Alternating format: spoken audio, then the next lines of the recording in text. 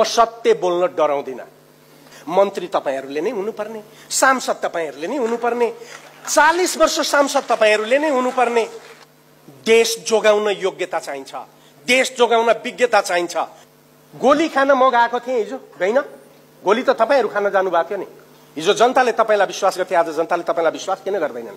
गरीबमाथि कर लगाएर ठूला बडालाई अनुदान दिने व्यवस्था सामन्तवादी व्यवस्था हो। तर यो देशका नालायक शासकहरू गरिबी 16% मा झर्यो भनेर क्याल्कुलस म्याजिक हिसाबको जादु प्रस्तुत गर्दै नेपालमा गरिबी 16% मा झर्यो भन्ने हरेक वर्ष अर्थ मन्त्रालय र यो योजना आयोगले तथ्याङ्क निकालिराखेको छ।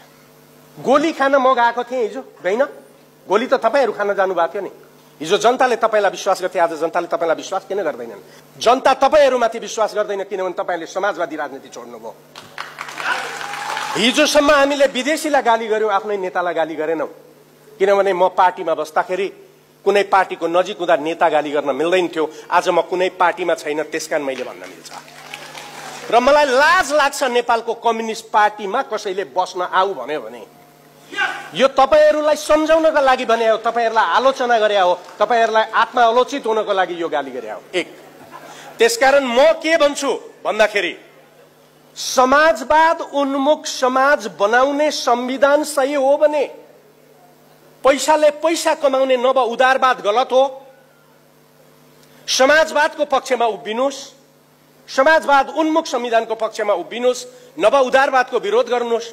अनि एमसीसी पनि तपाई मान्नुस्, मलाई आपत्ति छैन। यदि तपाई समाजवाद उन्मुख संविधानको पक्षमा उभिनु भएको छ भने निजीकरण प्रवर्धन गर्ने लेखिएको सम्झौताले संविधानको विरोध गरिरहँदा तपाई त्यो सम्झौताको पक्षमा उभिनुहुन्छ, त्यसको सरकारमा सामेल हुनुहुन्छ, त्यो सरकारलाई तपाई बोकेर हिँड्नुहुन्छ र त्यसको मोर्चामा बन्नुहुन्छ भने तपाई समाजवादी होइन।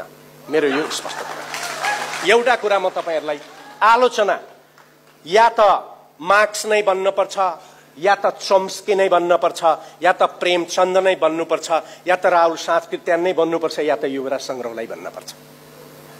तब मात्रै सत्य कुरा आउँछ। म सत्य बोल्न डराउँदिन। मैले तपाईहरु मध्ये कसैको अलिकति चाकरी गरेको भए उप प्रधानमन्त्री म पनि हुन्थे, राजदूत म पनि हुन्थे। तर मैले आजसम्म तपाईहरुलाई कुनै पदमा राखदिनुस् भनेर अनुरोध गरिन।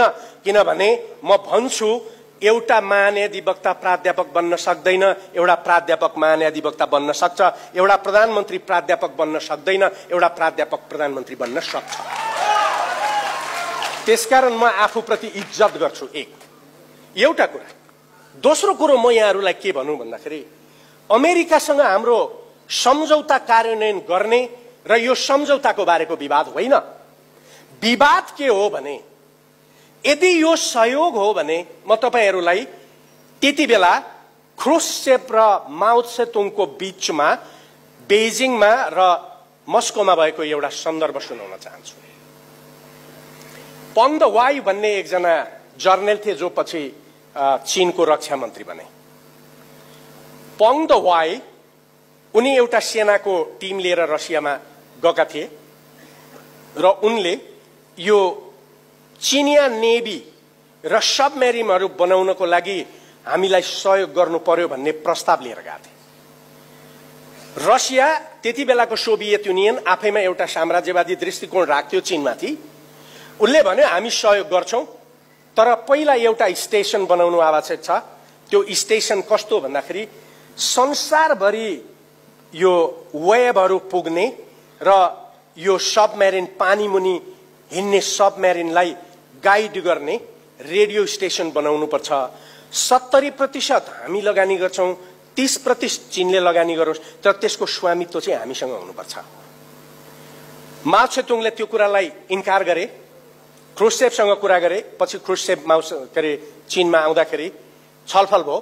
छलफल गर्दाखेरि माओ त्से-तुङले भने चीनमा जनताहरू भात खान नपाएर मरिराखेका छन्, भोकै छन्, तर पनि त्यो 70 र 30 दुईटै चीनले हाल्छ र त्यो रसियाले पनि प्रयोग गर्न पाउँछ, सोभियत युनियनले पनि प्रयोग गर्न पाउँछ, तर स्वामित्व चाहिँ चीनकै हुन्छ।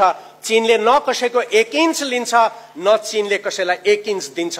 हामीसँग जति जमिन छ त्यो काफी छ, कसैको जमिन लिन जानु पर्दैन। तर हामी ख्रुश्चेभले भन्यो यो त हाम्रो सहयोग हो नि त।